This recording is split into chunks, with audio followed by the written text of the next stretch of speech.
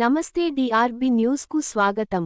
ప్రధాన రహదారిపై దుమ్ము చంపేస్తుంది, మా సమస్యలు పట్టించుకోండి అంటూ రోడ్డెక్కిన గ్రామస్తులు.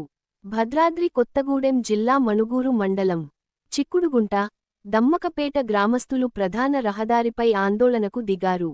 ఈ సందర్భంగా అధికంగా ఇసుక లారీలు రాకపోకలు జరపడం వలన రోడ్డంతా నాశనమై దుమ్ము, ధూళి చేరి అనారోగ్యాల పాలవుతున్నామని ఆందోళన వ్యక్తం చేశారు. ఇలాగే కొనసాగిస్తే తాము తమ పిల్లలు అనారోగ్యాల పాలై తమ ఆరోగ్యాలకు క్షీణించే పరిస్థితి ఏర్పడుతుందని ఆవేదన వ్యక్తం చేశారు.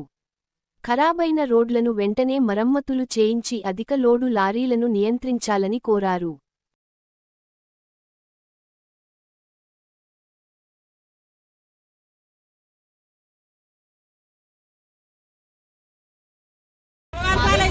అది దమ్మకపేట గ్రామ పంచాయతీ సార్. మేము ఇక్కడ లోకల్లో ఉన్నటువంటి బీటీపీఎస్ పరిధిలో మా దమ్మకపేట గ్రామ పంచాయతీ అనే ఒక గ్రామం ఉంది సార్. అది బీటీపీఎస్ గ్రామంలో కూడా గోడ కానుకోనటువంటి ఉన్న గ్రామం సార్ మాది. వచ్చిపోయే ఈ లారీలు, బొగ్గు లారీల వల్ల సార్ ఎక్కడ లేని డస్ట్ అనేది మా ఇళ్ళ మీదకి రావడం, అనేకమైన రోగాలతోటి ఎన్నో రకాలు కూడా ఇక్కడ ఉన్నటువంటి ప్రజలు గురవుతున్నారు సార్. కాబట్టి మాకు ఎన్నో రకాలు కూడా మేము సీ గారి దగ్గరికి వెళ్ళి సార్ మరి ఇట్లా డస్ట్ వస్తుంది, ఇట్లా ఆగమైపోతున్నాము, తినే అన్నంలో కానీ తాగే నీళ్ళలో కూడా ఈ డస్ట్ అనేది పడుతుంది. ఎంత చేసినా కూడా వాటర్ కొట్టమంటే ఆ వాటర్ అనేది కూడా అప్పటి వరకే పరిష్కారం అవుతుంది సార్.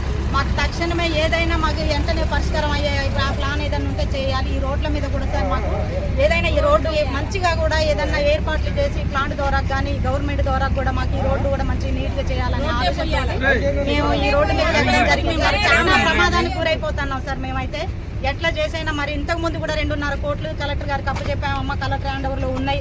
ఏదన్నా ఉంటే అక్కడ నుండే తీసుకొచ్చుకొని మీ గ్రామం కొరకు మీ కొరకు మీరు చేసి పెట్టుకోవాలనేసి సీ గారు ఒక మాట చెప్పారు. కానీ ఆ కోట్లు అనేవి ఎక్కడ పోతానే తెలియదు. కానీ చుట్టుపక్కల ఉన్న గ్రామస్తులు మాత్రం ఎన్నో రోగాలకు గురైపోయి మేము మంచాలు పడే పరిస్థితి వచ్చింది సార్. ఒక్కొక్కరికి 10 రోజులు 20 రోజులు జ్వరాలు సార్. ఏదన్నా సెలవు వచ్చింది అని అనుకుంటే ఈ రోడ్ల మీద నీళ్లు కొట్టే దిక్కు కూడా ఉండదు సార్. ఎవరికన్నా ఫోన్ చేస్తే నాది కాదు కాంట్రాక్ట్ వేరే వాళ్ళది కాదు కాంట్రాక్ట్ వేరే ఇంకొకరిది అనేసి వాళ్ళు మాట మార్చడం జరుగుతుంది. కాబట్టి ఇక్కడ ఉన్నటువంటి పిల్ల జల్ల పెద్దలు కూడా ఎన్నో రోగాల పాలై మంచాన పడే పరిస్థితి వచ్చింది.